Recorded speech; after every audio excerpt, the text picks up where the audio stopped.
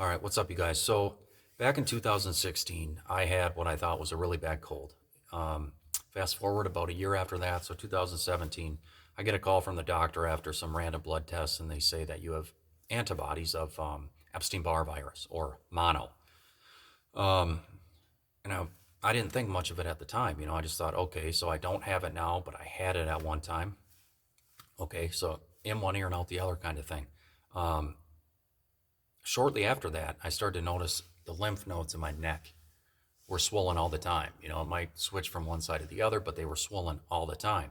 And I went to the doctor about it a few times, and they couldn't pinpoint it to any one thing in particular. So it was kind of whatever, you just kind of have to wait and see what happens. Well, fast forward 3 years later, right? So 2020, I'm out driving one day and I get super dizzy, really bad vertigo.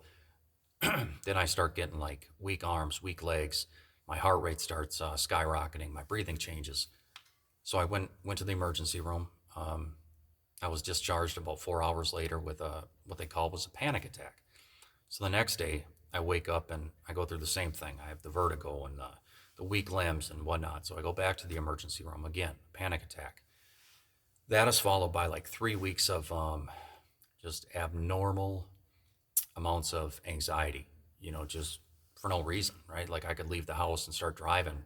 My breathing would change. I would feel like I was on the verge of another panic attack for no reason whatsoever. But after about 3 weeks, that kind of left my system.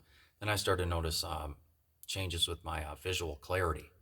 Just I felt like I needed glasses all of a sudden. And then after that, it was weight gain. I started gaining weight at just like a rapid rate for no reason.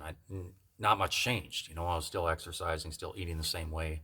Um, and then I started to notice issues with balance. I'd be walking down a hallway and I'd start kind of veering left or veering right, or I'd kind of bump my head on things that were at head level or at ground level. So I'd kind of trip on stuff that was at foot level, and I would hit my head on stuff that was at head level. So just like my awareness of up high and down low had been altered. And then brain fog, just being confused and disoriented for no reason. Wake up in the morning, it's just another day, and but yet you have to like stop yourself and like really dig deep mentally and go, okay, this is what I have to do again. So little stuff that you take for granted that you never think about. But this was all new stuff. So it was super, super alarming to me because I was like, what the hell is going on? This is not normal. And it was just one thing after another. Before you know it, it's piling up. It's piling up. And meanwhile, every other month, I'm going to the doctor about a different symptom, trying to figure it out. I'm going to specialists, I'm going to general practitioners, multiple general practitioners, but not one of them took me serious. They thought it was all in my head. They shrugged me off, dismissed me. Um, and, anyways, I want to say it might have been April of 2021, I started to notice nystagmus. So that's uncontrollable movements of your eyes. So you could be looking at somebody and you can feel your eyes just kind of dancing around their face. And like you're in the back seat, you have no control over it. Your eyes are doing whatever the heck they want. And that really scared me because I thought, well, how long is it going to be before I get into a car accident? So I went in to see a guy who specializes in chiropractic um, work, but he also does functional neurology and vestibular rehab. And the vestibular system is like your deep inner ear system that controls like balance and your sense of where you are in time and space and whatnot. And I went to him. We went through like a month of therapy, and the nystagmus stopped. Um, so then I left there, and then there were other things. There's I have like blind spots in my vision, right? Like I'm convinced that my right eye is shut off. When both my eyes are open, only my left eye is working. That's why, like, when things come up on my right side, I don't really pick up on it until they're far enough ahead to where, the inner peripheral part of my left eye catches it. But like if I close my left eye, my right eye turns on because it has to. But when they're both open, I can literally feel that the left eye is doing all the work. Um, so different things like that. Um, I mean, it's just been there are so many different things, in I can't multitask. I forget things. My short-term memory is shot. Um, my ability to, you know, um, handle emotions in a healthy way is gone. I just feel like a stranger in my own body. That's what I feel like. Like don't even feel comfortable in my own skin. I don't even recognize the guy I'm in anymore. And so, anyways, when I went through that vestibular rehab with that guy, um, he turned out to be the biggest blessing in this whole thing because a couple of months after that, I said, dude, I need a brain MRI. Like, I know we're going to find something. Something isn't right. I was very confident we were going to find something. So he pulled strings on it. He sent me in for an MRI, and sure enough, they found 10 or 11 lesions on my brain. And lesions are just areas of damage. And it's indicative of like a demyelinating disease. So what happens is like your immune system attacks itself. It's supposed to like be a protective mechanism and fight off invaders and then kind of calm down and quiet down. But what happens with these demyelinating autoimmune diseases is they just keep going.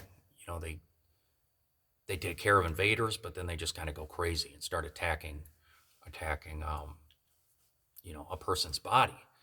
So like the areas of lesion, the immune system is like attacking those areas. And so if you think of like a wire like this, right? On the inside of this, there's wires, right? So think of the wires on the inside of this as your nerves. So with like something like MS, your immune system attacks the protective covering. So it wears it down. Then over time, the wires are exposed. And that's when you start getting the symptoms, the numbness, the dizziness, the lightheadedness, the wide array of things that can happen with people who have MS. As you can see, like in here, you can see the wires in there. So like basically your immune system is attacking the protective covering over the nerves in your brain and your central nervous system. So your spinal cord, your brain, and the optic nerves behind the eyes that lead back to your brain. So it just eats away at the protective covering, and then it leaves your nerves exposed, and that's where you get all the different symptoms. And so because it's not affecting two different areas, I can't get a diagnosis yet. It has to affect either my spine and my optic nerves, my spine and my brain, any combination of those three things, but I only need two of them. And so far, it's only affecting my brain. So it's kind of like just wait and see. I mean, the neurologist told me if you have MS, you caught it too early. So imagine hearing that. You might have a chronic disease that there's no cure for, but you caught it too early. You got it too early. You were too observant. And so I went to see the neurologist after an MRI report, convinced I was going to hear I have MS. I was convinced of it. And I got there, and they basically said you could have MS, but I can't diagnose it yet. You don't meet the criteria, and our hands are tied. We just kind of have to sit and wait. Like, come back in 6 months, we'll do another MRI, see if there's more damage, and kind of go from there. So I know I'm not the only one out there who is kind of in this situation where, yeah, they probably have MS, but until you get a diagnosis, you can't get treatment. And until you get treatment, the disease is just running rampant, doing its own thing, and I don't like that. I want to be able to kind of halt this thing and put the brakes on, so not getting a diagnosis is extremely unsettling for me. I mean, look, I don't want MS, all right? I don't want multiple sclerosis. I don't want it. I mean, everybody I know who has it is in really rough shape. They're in walkers, using canes. It's a nasty, nasty disease, man, that I wouldn't wish on anybody. But at the same time, if it walks like a duck, if it talks like a duck, it's probably a duck. So it's frustrating because I'm convinced it's MS, because there's a strong correlation between Epstein-Barr virus and MS, and I did have Epstein-Barr /mono. So for me, it feels like it's already written on the wall. Like I have it. So for me, it's frustrating because it's like, okay, now we're just waiting. Now, you know, waiting until more damage is done, and then we'll get a treatment started. I know neurologists, doctors, they have to follow a certain criteria, but it's frustrating, man. It's really, really frustrating, and I don't know.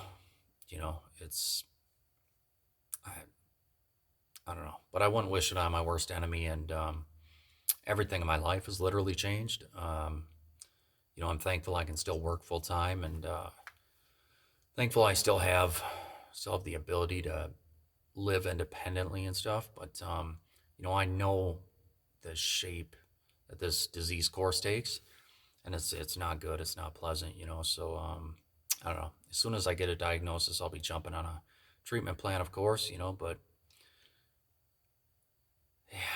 So, anyways, I just kind of wanted to throw that out there at you guys, and yeah.